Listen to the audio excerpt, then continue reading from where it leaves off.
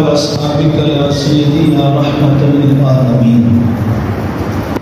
تمام حمد و ثنا تعریف و توصیف اللہ تعالی جل وجلہ الکریم کی ذات بابرکات کے لیے جو خالق کائنات بھی ہے اور مالک شہنشاہ بھی۔ اللہ جل وعلا کی حمد و ثنا کے بعد حضور نبی اکرم شفیع امت رسول محتشم اللہ کے پیارے امت کے سہارے رب کے محبوب دانائے وجود مال کے رقاب امم فخر ارب و عجم حضور ختم المرتبہ احمد مصطفیٰ جناب حضرت محمد مصطفیٰ صلی اللہ علیہ وسلم کے حضور ناز اپنی نیازمندیوں کا خراج پیش کرنے کے بعد عالی مرتبہ عالی وقار معزز مقدم محترم حاضرین و سامعین السلام علیکم ورحمۃ اللہ وبرکاتہ۔ آپ کے سامنے قرآن پاک سے چند کلمات طیبہ تلاوت کرنے کی مجھے سعادت نصیب ہوئی ہے۔ اس کے ضمن میں چند گزارشات مجھے آپ سے کرنی ہے۔ اللہ کے عالم کی بارگاہ میں دعا گو اللہ پاک میری زبان پہ کلمہ الحق جاری فرمائے، حق سن کر سمجھ کر اس کو مان لینے کی توفیق عطا فرمائے، اور جو قابل عمل باتیں ہیں اللہ ہمیں اس پہ توفیقات عمل بھی نصیب فرمائے۔ ارشاد ہوا یا ایھا الذین آمنوا، اے ایمان والو، استعینوا بالصبر والصلاۃ، مدد چاہو صبر سے اور مدد چاہو نماز سے۔ ایمان والوں کو یہ حکم دیا گیا ہے کہ مشکل وقت آ جائے، مصیبت کی گھڑی آ جائے اور بڑے سے بڑے آزمائش میں تم مبتلا کر کے جاؤ، تم نے واویلا نہیں کرنا ہے، شکوے کی زبان نہیں کھولنی ہے، تم نے پیٹنا نہیں ہے، زد و کوب اپنے آپ کو نہیں کرنا ہے، بلکہ فرمایا بڑی سے بڑی مصیبت بھی آ جائے تو ایمان والو تم نے یہ دو کام کرنے ہیں۔ وہ کون سے کام ہیں؟ وہ فرمایا ایک تو تم نے صبر کرنا ہے، دوسرا تم نے نماز پڑھنا ہے۔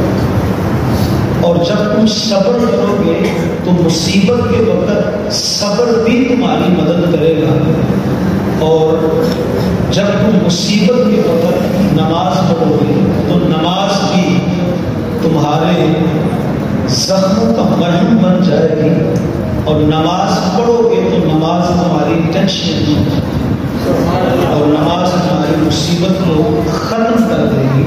تو ایمان والوں کو حکم ملا، ایمان والوں تم نے صبر بھی کرنا ہے اور تم نے نماز بھی پڑھنی ہے۔ توجہ کا طالب ہے۔ اب ایمان والوں کو بارہا یہ حکم دیا گیا ہے کہ تم نے صابر رہنا ہے، صبر کرنا ہے۔ صبر بڑی اچھی چیز ہے، صبر کرنے والوں کے لیے اللہ کا اجر بھی بے حساب ہے، صبر کرنے والوں کے لیے اللہ کی مائیت بھی ہے، تو صبر کرنے والوں کے لیے بڑے انعام ہیں۔ حضرت مولا کائنات سے کسی نے پوچھا حضور یہ بارہا جو ایمان والوں کو صبر کرنے کی تلقین کی گئی ہے، ایمان والوں کو صابر رہنا ہے، صبر کرنا ہے، تو اس کا مطلب کیا ہے؟ تو حضرت مولا کائنات فرمانے لگے الایمان بالصبر کالرقص بالجسد۔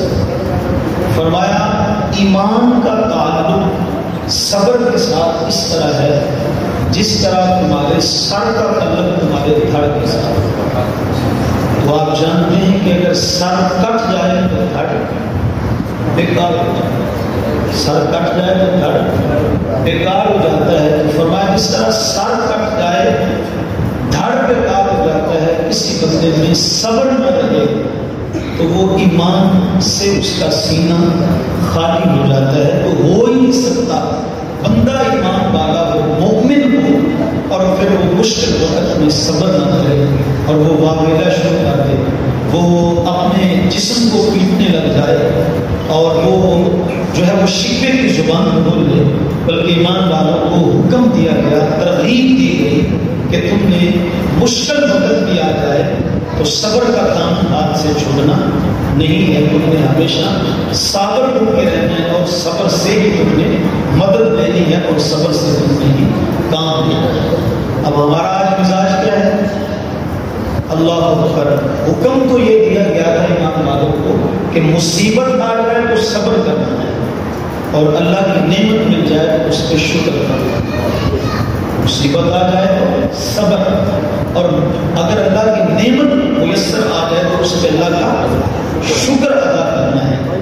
مطلب کیا کہ اس کی رضا میں ہمیں راضی ہے، اس کی رضا میں ہمیں راضی ہے. وہ دادا صاحب نے لکھا ہے ایک درویش کا تو بابا تھا، اللہ کا نیک بندہ تھا، تو وہ دریا کنارے آیا تو دریا میں اس نے ڈوبی لگائی تو نہانے لگا.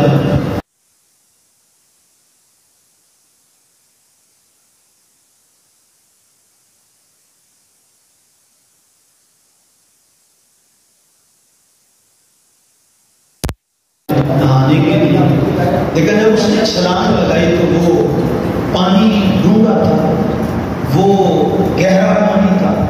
تو جب وہ ڈوبنے لگے تو اب اس کی نظر پڑ گئی کہ یہ تو ڈوب رہا ہے. تو اس نے کہا کہ میں تیرا سہارا بننا چاہوں گا، میں تجھے نکالتا ہوں، تو کیا تیری مدد کے لیے آؤں میں؟ تو اس نے کہا نہیں، مجھے تیری مدد کی ضرورت نہیں. تو بڑا حیران ہوا، کہا پھر ڈوبنا چاہتے ہو؟ کہا نہیں، ڈوبنا بھی نہیں چاہتا. تو کہا پھر بچنا چاہتے ہو، ڈوبنا نہیں چاہتے تو میں آ کے مدد کروں؟ کہا تیری مدد کی ضرورت نہیں ہے. کہا عجیب انسان ہو، نہ ڈوبنا چاہتے ہو نہ بچنا چاہتے ہو، تو تم کیا چاہتے ہو؟ توجہ کا طالب. تو اس اللہ کے بندے نے اپنا سر آسمان کی طرف چہرہ اٹھایا اور فرمایا نہ ڈوبنا چاہتا ہوں نہ مرنا چاہتا ہوں، میں کچھ بھی نہیں چاہتا، بس میں وہی چاہتا ہوں جو میرا رب، وہی چاہتا ہوں جو میرا رب چاہتا ہے. ایمان والا ہوتی وہ ہے، اس کی اپنی مرضی تو ختم ہو جاتی ہے. جب اللہ سے دو لگا دیتا ہے بندہ، اللہ کا بن جاتا ہے، تو پھر اپنی مرضی ختم ہو جاتی ہے. پھر نہ ہجر اچھا ہے نہ مثال اچھا ہے. خدا جس حال میں رکھے وہی حال اچھا ہے. ایمان والوں کو حکم دیا گیا ہے کہ مصیبت آ جائے تو تم نے صبر کرنا ہے، اور اگر اس کی نعمت مل جائے تو اس کو تم نے کیا کرنا ہے؟ شکر. یہ دو ہی کام تھے ہمارے کرنے والے، لیکن یہ دونوں کام آج ہم نے چھوڑ، دونوں کام آج ہم نے سر میں تھوڑا سا درد اٹھ جائے تو ہم واقعہ شروع کرتے ہیں. ہم کہتے ہیں لو جی ہمارے تو سر میں درد ہی نہیں ختم ہوا. تو میاں اگر سر میں درد آیا ہے تو وہ صحت کے دن بھی کوئی یاد کرنا ہے، جب اللہ تعالیٰ نے مجھے صحت دے دی. تو تھوڑی سی مصیبت آ جائے اور بندہ پریشان ہو جائے، یہ بھی بندے کو جچتا نہیں ہے. ایمان والے کو یہ جچتا نہیں ہے کہ تھوڑی سی مصیبت کے آنے پہ وہ واقعہ شروع کر دے، پیٹنے لگ جائے، رونے لگ جائے، شکوے کی زبان کھول دے. اللہ اکبر. حضرت سلطان محمود غزنوی جو تھا اس کا غلام تھا ایاز. تو ایاز سے بے پناہ سلطان محمود کیا اور بڑا پیار کرتا تھا. باقی جو وزراء ہو وہ اعتراض کرتے، وہ کہتے ہیں جی یہ کیا بات ہوئی کہ ہم بھی آپ کے وزراء ہیں، مصاحب ہیں، اور یہ بھی آپ کا وزیر ہے، اور ہمیں اتنی عزت ملتی جتنی آپ ایاز کو دیتے ہیں، کیا اس میں ایاز میں کمال ہے؟ تو پھر گاہے گاہے کبھی کبھی ایسا ہوتا کہ سلطان ایاز کی جو کوالٹیاں تھیں، ایاز کی جو خوبیاں تھیں، وہ باقی لوگوں کے سامنے عیاں کرتا، وہ ظاہر کرتا، تاکہ لوگوں کو پتہ چل جائے کہ وہ تو تم بھی مصاحب میرے، وہ تو تم بھی میرے وزیر. لیکن جو کمال اللہ تعالیٰ نے ایاز کو دیا ہے، جو صبر اللہ نے ایاز کو دیا ہے، وہ اسی کا مقدر ہے کہ تمہیں ہمارے حصے میں نہیں آیا ہے. اللہ اکبر. ایک دن ایسا ہوا کہ بادشاہ کی کچہری لگی ہے، تو سارے وزراء ہیں اور ایاز کے پاس بیٹھا ہے. اتنے میں کوئی مہمان آتا ہے، اور وہ مہمان جب آیا تو وہ اپنے بادشاہ کے لیے، سلطان محمود غزنوی کے لیے کچھ پھل کی صورت میں یہ ککڑی جو ہوتی ہے یہ بطور تحفہ لے کر آیا. تو اس میں سے سلطان نے ایک پکڑی تو اس کو کاٹا، تو کاٹ کر اس کے ٹکڑے سب وزراء اس نے دیے، اور ایاس کو بھی ایک ٹکڑا دیا، اور ایاس کو جب دیا تو وہ محبت سے اس کو کھانے لگا، اور باقیوں کو جب دیا تو وہ کڑوا اتنا تھا کہ وہ زبان پہ، کھانا تو دور کی بات ہے زبان پہ رکھا بھی نہیں جا رہا تھا۔ وزیروں نے فوراً اس کو پھینک دیا اور تھوکنا شروع کر دیا۔ بادشاہ حیران ہوا کہ ایاس کھا رہا ہے اور باقی جو ہے انہوں نے پھینک دیا۔ بادشاہ نے خود ایک ٹکڑا اس سے کاٹ کر جب اپنی زبان پہ رکھا تو سمجھ گیا کہ وزراء نے کیوں پھینکا، وہ سمجھ گیا کہ کڑوا اتنا ہے کہ کھانے کے قابل نہیں ہے، بادشاہ نے پھینک دیا۔ لیکن بادشاہ بڑا حیران ہوا کہ یہ تو کھانے کے قابل ہی نہیں ہے، تبھی تو باقی وزراء نے وہ پھینک دیا۔ لیکن ایاس کی طرف دیکھتے ہیں سارے کہ وہ مزے دے دے کے اس کو کھا رہا ہے، تو بادشاہ نے کہا ایاس تیرا کڑوا نہیں ہے؟ اس نے کہا حضور جس سے آپ نے خود کھایا باقی کو دیا اسی سے کاٹ کے مجھے دیا، جب آپ کا کڑوا ہے تو میرا بھی کڑوا ہے۔ تو کہا اگر تیرا کڑوا ہے تو ہم سے کھایا کیا، زبان پہ نہیں رکھا جاتا، اور یار تم مزے لے لے کے کھا رہا ہے، کیا وجہ ہے؟ تو ایاس کہنے لگا حضور بات یہ ہے کہ جب زبان پہ لگا تو کڑوا تو مجھے بھی لگا تھا، اب عقل کا تقاضا تو یہی تھا، عقل کا مفتی تو یہ کہہ رہا تھا ایاس پھینک کے یہ کھانے کے قابل نہیں ہے، لیکن عشق یابی کر رہا تھا، عشق کہہ رہا تھا کوئی بات نہیں، اگر آج کڑوا آ گیا ہے تو یہ وہ ہاتھ ہے جس سے کئی بار میٹھا بھی تو کھانے کو، کئی بار میٹھا بھی تو اسی ہاتھ سے کھانے کو ملا ہے، تو آج اگر کڑوا آ گیا ہے تو پھر شکوہ کس بات کا، شکایت کس بات کی؟ میرا رب فرماتا ہے وَإِن تَعُدُّوا نِعْمَتَ اللَّهِ لَا تُحْصُوهَا، اے بندے میں نے جتنی نعمتیں تیرے پہ کی ہے نا تو کبھی ان کا شمار نہیں کر سکتا۔ فَبِأَيِّ آلَاءِ رَبِّكُمَا تُكَذِّبَانِ، تم اپنے رب کی کون کون سی نعمت کو جھٹلاؤ گے؟ خدا کی قسم زندگیاں ختم ہو جاتی ہیں لیکن اس کی عطا کردہ نعمت شمار میں نہیں آتی ہیں۔ تو جب اتنا کچھ اس نے ہمیں دیا تو تھوڑی سی بیماری آ جائے، تھوڑی سی تکلیف آ جائے، تھوڑی سی مصیبت آ جائے اور بندہ ہائے ہائے بائے بائے کرنا شروع کر دے، یار یہ بھی تو کوئی انسانیت نہیں، یہ بھی کوئی بندگی تو نہیں ہے۔ اللہ اکبر۔ تو ایمان والوں کو یہ حکم دیا ہے کہ بڑی سے بڑی مشکل آ جائے تو تم نے یہ دو کام کرنے ہیں، ایک تم نے صبر کرنا ہے، دوسرا تم نے نماز پڑھنی ہے، اور یہ دو ہی کام ہمارے کرنے والے بھی ہیں۔ مل جائے تو شکر کرو اور نہ ملے تو کیا کرو، صبر کرو۔ لیکن آج یہ دونوں کام ہمیں نہیں ہے، اگر نعمت آ جائے تو شکر ہے، اور اگر مشکل آ جائے تو پھر صبر نہیں ہے۔ توجہ کا تعلیم ہے، وہ ایک میاں بیوی تھے، تو ان کا جب نکاح ہو گیا، شوہر اور بیوی کے رشتے میں جب وہ جڑ گئے تو حالت یہ تھی کہ جو بندہ تھا نہایت ہی بدصورت تھا اور جو عورت تھی وہ اتنی ہی زیادہ خوبصورت تھی۔ تو بندہ کالا ہے، آنکھیں چھوٹی ہیں، ہونٹ موٹے ہیں، ناک چپٹی ہے، رنگ کا کالا ہے، تو عورت اتنی ہی حسین و جمیل حسن کی فلک ہے، بہت زیادہ خوبصورت۔ تو ایک دن شادی تو ہوگی، رہنے سہنے لگے، کبھی جھگڑا نہیں ہوا، کبھی لڑائی نہیں ہوئی، کبھی کسی نے دوسرے پہ اعتراض نہیں کیا۔ تو زندگی کے جب 10-11 سال گزر گئے اور محبت کے ساتھ ان کے 10-11 سال گزر گئے تو ایک دن وہ ایک چارپائی پہ دونوں میاں اور بیوی بیٹھے ہیں، شوہر اور بیوی بیٹھے ہیں، تو شوہر کہنے لگا اپنی بیوی سے پر یہ جو کہ تو بھی جلدی تو میں بھی جلدی، تو بھی جلدی تو میں بھی جلدی۔ وہ بیوی کہنے لگی کہ تجھے کوئی خواب آیا ہے کہ تو بھی جلدی اور میں بھی جلدی، یا کسی نے بتلایا ہے تجھے؟ تو یہ کیا ہوا کہ تم نے کہہ دیا کہ تو بھی جلدی تھے میں بھی جلدی، تو کیسے تو جلدی ہے کیسے میں بھی جلدی؟ اس نے کہا دیکھ بات تو سیدھی سی ہے کہ میرے جیسا جو ہے وہ بدصورت کوئی نہیں ہے اور تیرے جیسا خوبصورت کوئی نہیں۔ ظاہر بات ہے جب تو کبھی اپنے آپ کو آئینے میں دیکھتی ہوگی، اپنے حسن و جمال کو آئینے میں دیکھتی ہوگی اور پھر تیری نظر میرے چہرے پہ پڑتی ہوگی، تو پھر تم نے آج تک میں گواہ ہوں کہ 10 سالوں میں تم نے شکوہ نہیں کیا کہ یا اللہ میرے لیے یہ کالا کروٹ نہیں رہ گیا، میں اتنی خوبصورت ہوں، یہ اتنا بدصورت ہے، نہ رنگ ہے نہ ڈنگ ہے نہ اور میرے لیے یہ رہ گیا تھا. لیکن اس نے کہا میں گواہ ہوں اس بات کا کہ جو تیرے نصیب میں آ گیا تو اس پہ اللہ تعالیٰ کی طرف سے وہ شکوہ نہیں کرتی بلکہ صبر کر کے زندگی گزار رہی ہے.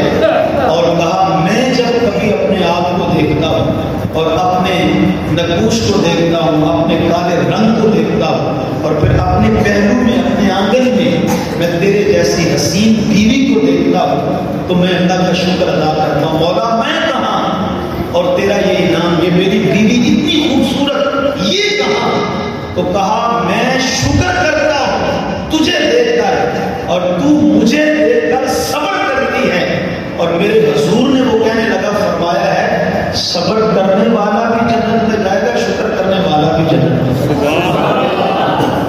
صبر کرنے والا بھی جنت اور شکر کرنے والا بھی جنت میں. اس نے کہا تو صابرہ بن کے جنت میں چلی گئی اور میں رب کا شکر ادا کر کے میں بھی کہاں چلا گیا, میں بھی جنتی بن گیا. تو اس نے کہا تو بھی جنتی اور میں بھی.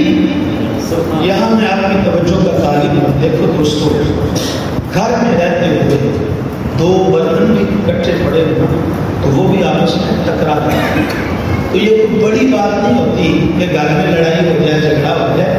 لیکن یہ بھی کوئی دانش مندی کا فیصلہ نہیں ہوتا کہ تھوڑی سی لڑائی ہوئی اور آپ نے پورا سر جو ہے وہ اپنا پورا گھر سر پہ اٹھا لیا اور آپ فوراً تیار ہو گئے کہ میں نے اس کو رکھنی نہیں ہے, میں نے اس کو طلاق بھی دینا ہے. اور جب طلاق بھی دینی ہے تو شریعت نے تو ایک طریقہ بتایا نا, پہلے ایک طلاق ہو پھر دوسری پھر تیسری. لیکن آج کا نوجوان تھوڑی سی لڑائی ہو جائے, جھگڑا ہو جائے تو برداشت مالی نہیں, وہ فوراً کہتا ہے میں تجھے تینوں طلاق دوں. گھر اجڑ رہے ہیں, آئیے اپنے گھر کو اجڑنے سے بچائیے اور کچھ تھوڑا سا صبر کا مظاہرہ کیجیے, کیونکہ اللہ پاک نے ایمان والوں کو ہر مشکل وقت میں صبر سے کام لینے کا حکم بھی دیا ہے اور مشکل وقت میں نماز پڑھنے کا بھی حکم دیا ہے. آؤ اب اس تناظر میں تھوڑا سا اہل بیت کی عظمت کو اور نبی کی آل کے مقام کو سمجھنے کی کوشش بھی کر لیتے ہیں. اب قرآن کا حکم ہے ایمان والوں کو نے مشکل وقت میں صبر بھی کرنا ہے اور مشکل وقت میں کیا کرنا ہے, نماز بھی پڑھنی ہے. اب ایمان سے بتاؤ, قرآن کا حکم تو ہو کہ مشکل وقت میں صبر کرنا ہے اور نماز پڑھنی ہے, اور نبی کی جو اہل بیت ہے, نبی کی جو آل ہے, ان کا عمل قرآن کے خلاف ہو سکتا ہے. کیوں ہو سکتا ہے؟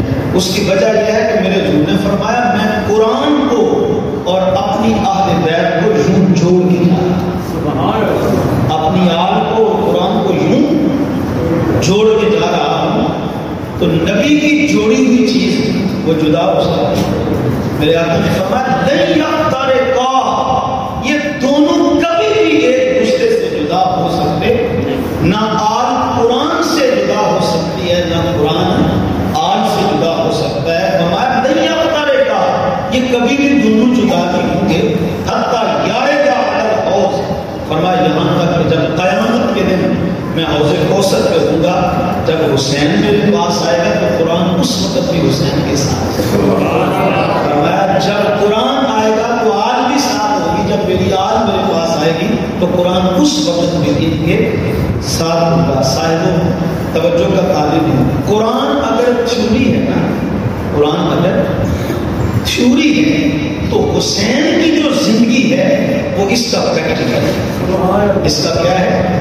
پریکٹیکل. اس لیے حضور نے فرمایا میں دو بھاری چیزیں تم میں چھوڑے جا رہا ہوں, انی تارکن فیکم الثقلین.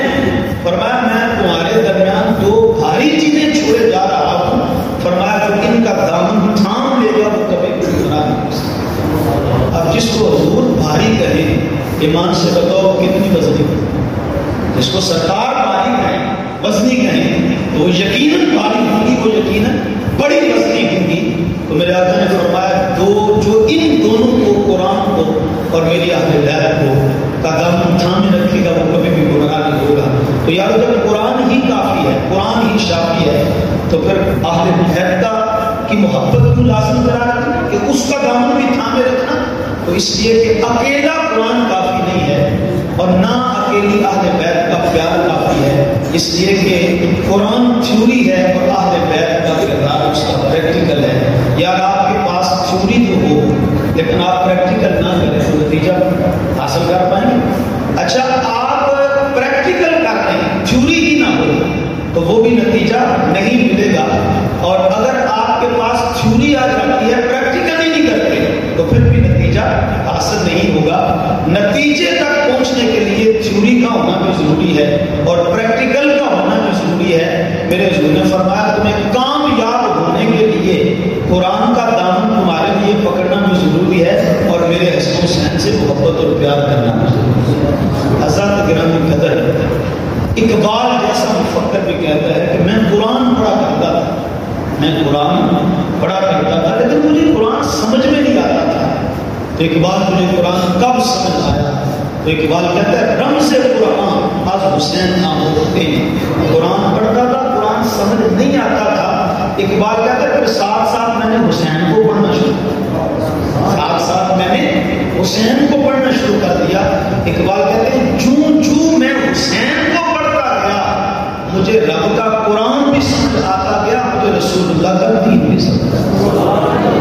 اہل بیت کی محبت کے بغیر نہ قرآن سمجھ آتا ہے اور نہ مصطفیٰ جان رحمت کا دین سمجھ آتا ہے۔ تو میاں یہ کیسے ہو سکتا ہے؟ یہ دھاندلی ہے، یہ الزام تراشی ہے جو یہ کہا جاتا ہے کہ کربلا میں اللہ اکبر انہوں نے خیمے اکھاڑ دیے، انہوں نے اپنے بال کھول دیے تھے، وہ جو ہے وہ نوحہ کرنے لگی تھی، وہ پیٹنے لگی تھی، یہ سب آج کے مولوی کی بنائی ہوئی داستان ہے۔ لیکن ہمیں قرآن یہ بتاتا ہے کہ جو نبی کی اہل بیت ہے وہ قرآن کی مخالف کوئی کام بھی کر سکتے نہیں ہیں۔ اب قرآن کہے صبر سے مدد مانگو تو نبی کی آگ بھی صبر کر سکتی، اور پھر حسین بھی وہ کہ جس کی تربیت میرے یار کے قدموں، وہ حسین پہ صبر کیسے ہو سکتا ہے؟ اللہ اکبر۔ ایک عورت تھی، حضور کے زمانے کی بات ہے، تو اس کا ایک جوان سال بیٹا تھا، اکلوتا بیٹا تھا، اور وہ کسی جنگ میں گیا تو وہ شہید ہو گیا۔ اب اس کو جب پتا چلا تو اپنے شہید بیٹے کی خبر لینے کے لیے حضور کی چوکھٹ پہ آئی پوچھنے کے لیے کہ حضور میرا بیٹا کہاں ہے؟ حضور نے بعد میں بتایا بھی کہ تیرا بیٹا میں دیکھ رہا ہوں کہ وہ جنت کے بالا خانوں میں سہرے گا۔ اچھا وہ آئی نا جب اپنے شہید بیٹا کا پوچھنے کے لیے تو کہتے ہیں واہیا متنب کے بطن، وہ نقاب اوڑھ کر آئے، چادر میں اپنے آپ کو لپیٹ کر آئے، پردہ کر کے آئے۔ تو جب نئے نئے جو مسلمان ہوئے تھے نا لوگ جو جاہلیت سے اسلام کے دامن میں آئے، انہوں نے جب دیکھا کہ یہ وہ عورت ہے جس کا جوان سالہ بیٹا شہید ہو گیا جنگ میں، تو یہ پردہ اوڑھ کے آئی، چونکہ انہوں نے جاہلیت کے زمانے میں دیکھا ہوا تھا اللہ اکبر کہ کسی کا بھائی فوت ہو جاتا، کسی کا باپ، کسی کا شوہر، کسی کا بیٹا فوت ہو جاتا تو وہ تو کپڑے کو پھاڑ دیتے، وہ تو بال کھول دیتے، وہ تو جو ہے وہ زبان کھول دیتی، وہ پیٹتی، اپنے آپ کو صد و کوب کرتی اور وہ لوہے کرا کرتی تھی۔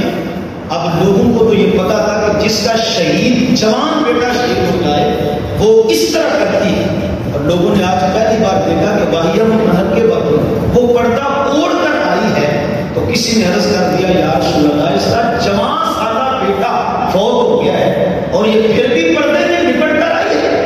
کہنے کا مطلب یہ تھا سرکار اس نے بال کیوں نہیں کھولے، یہ دعا کیوں نہیں کر رہی، حضور یہ پردے میں کیوں سمٹ کر آئی ہے، یہ چیخو پکار کیوں نہیں کر رہی، یہ رو کیوں نہیں رہی۔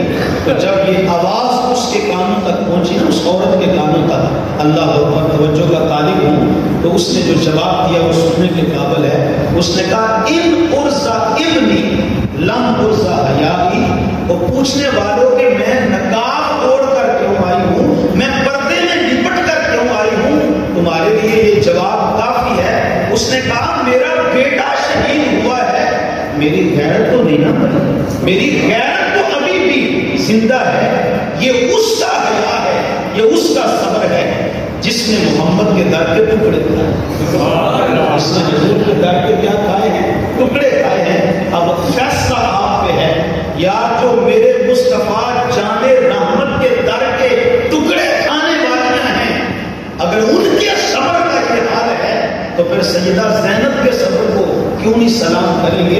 پھر سیدہ زینب کا صبر کیسا ہوگا؟ سیدہ زینب تو وہ ہے جس نے تربیت بھی دی ہے تو حضرت سیدہ فاطمہ الزہرا کی صحبت، اس لیے یہ ان کی بنائی ہوئی کہانیاں ہیں. بلکہ میرے جو نے فرمایا جو مصیبت کے وقت اپنا یہ ہاتھ اپنی ران پر افسوس کرتے ہوئے مارتا ہے تو میرے حضور نے فرمایا اللہ اس کی 70 سال کی عبادت کو ضائع، اتنی عبادت 70 سال کی عبادت ضائع کر دیتا ہے. تو جو سینے پیٹے اپنے آپ کو زخم دے، قرآن کہتا ہے بلا تلقوا ایدیکم الی التہلکہ، فرمایا بلا تلقوا انفسکم، فرمایا اپنے آپ کو جو ہے وہ کبھی بھی ہلاکت کی طرف نہ ڈالو، یعنی اپنے آپ کو جو ہے وہ نقصان نہ پہنچاؤ. دیکھو خود خوشی جو ہے وہ حلال ہوتا ہے یا حرام ہوتا ہے؟ خود خوشی حرام نہیں کرنی چاہیے، خود خوشی حرام موت ہے، حلال موت نہیں ہے. اچھا کبھی آپ نے اس پہ غور کیا ہے حرام کیوں ہے؟ بھئی ایک بندہ خود خوشی کرتا ہے، اپنے آپ کو اللہ نہ کرے، کوئی گولی مار دیتا ہے، کوئی اپنے آپ کو دریا میں چھلانگ لگا دیتا ہے، کوئی گاڑی کے نیچے سر دے دیتا ہے، کسی طرح کی خود خوشی کرتا ہے تو اس نے کسی کا نقصان کیا؟ اپنی جان کا نقصان کر رہا ہے، وہ کسی کا نقصان تو نہیں کر رہا، وہ اپنا نقصان کر رہا ہے، اپنی جان کا نقصان کر رہا ہے، اپنے آپ کو وہ ہلاک کر رہا ہے. تو اس میں خودکشی حرام کیوں ہے؟ پھر تو یہی دین سمجھاتا ہے. اللہ فرماتا ہے تو سمجھتا ہے کہ شاید یہ وجود تیرا ہے، بندے تو سمجھتا ہے شاید یہ وجود تیرا ہے اور میں اس کے ساتھ جو مرضی کروں کر سکتا ہوں. آواز آتی ہے خبردار، یہ وجود تیری ملکیت نہیں ہے، یہ وجود تیرے خالق کی. یہ وجود تیری ملکیت نہیں، یہ تیرے خالق کی ملکیت ہے. کہا یہ وجود کا مالک تیرے وجود کا میں رب العالمین ہوں. تو فرمایا خود کشی کرے گا تو حرام موت مرے گا، اس لیے کہ تو نے خدا کی جگیر پہ ہاتھ ڈالا. تو نے خدا کی جگیر پہ کیا کیا ہے؟ ہاتھ ڈالا ہے. تو کہا کہ خبردار رب جس نے یہ وجود بنایا ہے اس کا خالق کون ہے؟ رب العالمین. اللہ فرماتا ہے خبردار اس وجود کو تو پیٹے، اس وجود کو تو چوریاں مارے، اس وجود کو تو تکلیف دے تو فرمایا تیرا خالق تیرے پہ ناراض ہے، وہ تیرے پہ راضی نہیں ہوگا. اس لیے کہ رب کا حکم یہ ہے کہ بڑی سے بڑی مصیبت بھی آ جائے تو تم نے بے صبری نہیں کرنی بلکہ ایمان والوں تم نے صبر کیا کر کے دکھانا ہے؟ صبر کر کے دکھانا ہے. اچھا علماء تو وہی یہ کہتے ہیں کہ کربلا میں حسین نے صبر کر کے، کربلا میں حسین پاک نے بولو صبر کر کے دکھایا ہے. لیکن میں کہا کرتا ہوں کہ میرے امام نے کربلا میں صرف صبر کر کے نہیں دکھایا بلکہ خدا کی قسم کربلا میں حسین نے صبر کو کمال تک پہنچا دیا. میرے امام نے کربلا میں صبر کو کہاں تک پہنچایا ہے؟ کمال تک پہنچا دیا ہے. یہی وجہ ہے کربلا سے پہلے لوگ صبر پہ ناز کیا کرتے تھے، کربلا کے بعد صبر بھی حسین ابن علی پہ ناز کرتا. کربلا کے بعد صبر بھی حسین ابن علی پہ ناز کر رہا ہے. کربلا کے بعد صبر بھی ہاتھ جوڑ کر حسین کے سامنے کھڑا ہو گیا اور صبر کہہ رہا تھا حسین میں تیرا ممنون ہوں، میں تیرا مشکور ہوں، مجھے تو کوئی پہچانتا ہی نہ اگر کربلا کے دن تو نے مجھے زندہ اجڑت نہ کیا، نے مجھے کمال تک جو ہے وہ نہ پہنچا دیا ہوتا. ایمان سے بتاؤ جوان علی اکبر کو قربان کرنا یہ صرف صبر ہے یا صبر کو کمال تک پہنچانا؟ 6 ماہ کا علی اصغر قربان اپنے ہاتھوں میں کر دینا یہ صرف صبر ہے یا صبر کو کمال تک پہنچانا ہے؟ اور محمد کا قربان کر دینا، حضرت قاسم کا قربان کرنا، حضرت عباس کا قربان کر دینا. اللہ اکبر، یہ صرف صبر نہیں ہے. خدا کی قسم کربلا میں میرے امام نے صبر کو کمال تک. دوسرا حکم کیا ہے کہ مشکل وقت آ جائے تو کیا کرنا ہے؟ بولیے بھائی آج یاد کریں گے صبر نماز پڑھیں گے.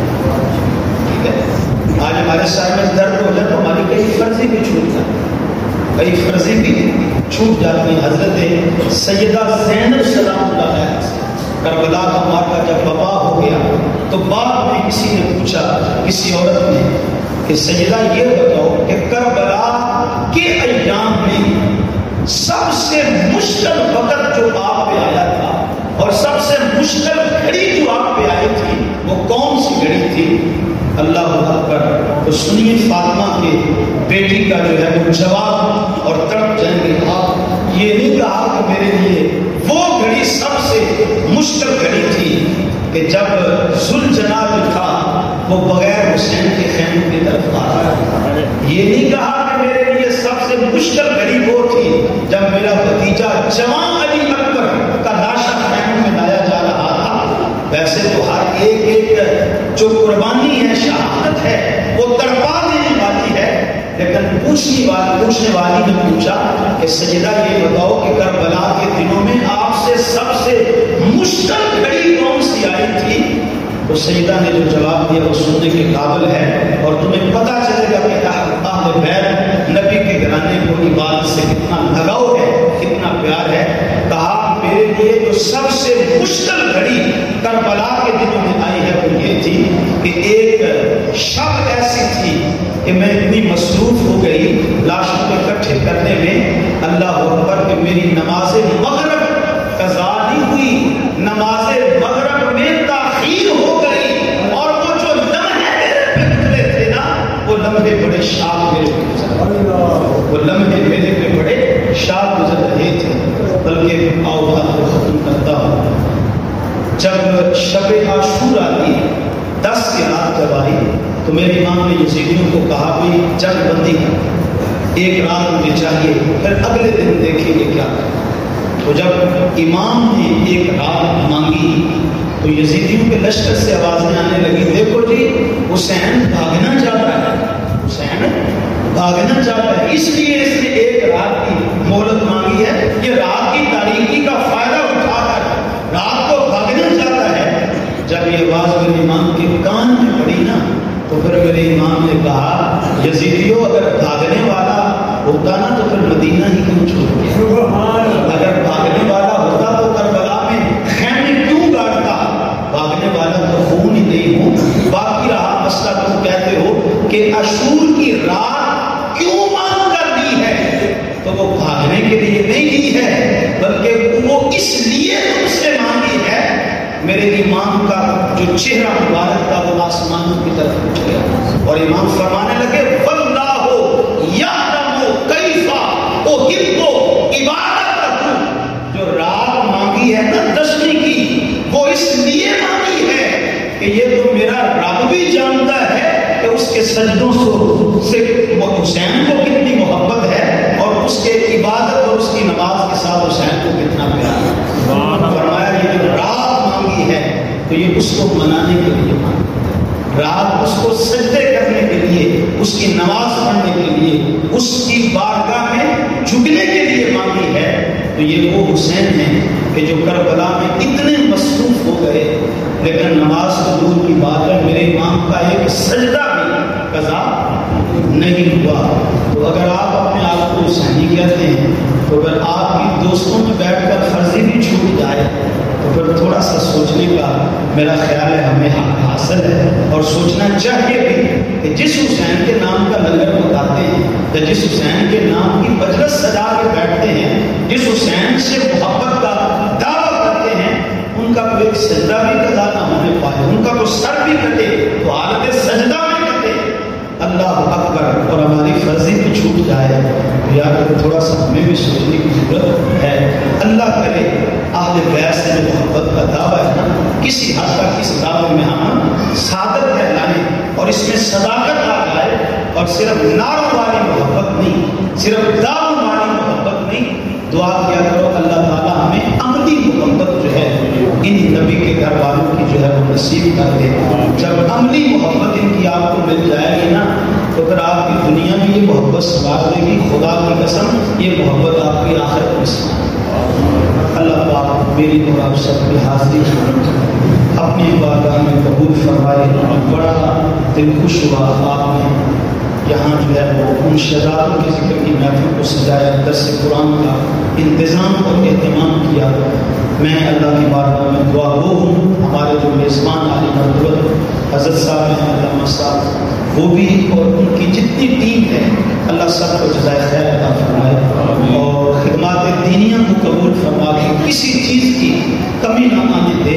اللہ پاک ہر نعمت ان کی جھولی میں ڈال دے۔ اور آج 14 اگست کی ہے، یوم آزادی بھی ہے، تو آپ کی آمین کے ساتھ میں یہ بھی دعا کر رہا ہوں کہ مولا میرے وطن کو سلام، میرے وطن کی گلیوں میں امن کے سویرے فرما، اس وطن کے چپے چپے کی حفاظت فرما، اور جس مقصد کے لیے یہ ملک باز وجود میں آیا تھا یا رب العالمین، اس مقصد کے لیے بھی اس کے نظام چلانے کی بشمول ہمارے حکمرانوں کے، بشمول ہم سب کے اسی نہج پہ اس ملک کو چلانے کی مولا ہم سب کو توفیق عطا فرما۔ قائم آخر شروع آخر زیمہ قائم شروع مشتقات امام مبارک اونچا نگار نشر و آخر دعوایا ان الحمدللہ۔